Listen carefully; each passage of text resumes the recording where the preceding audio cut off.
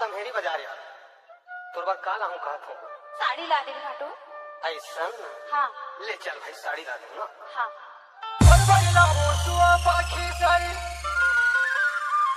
सुन ले ओ मोर साड़ी हम कुआरा कथा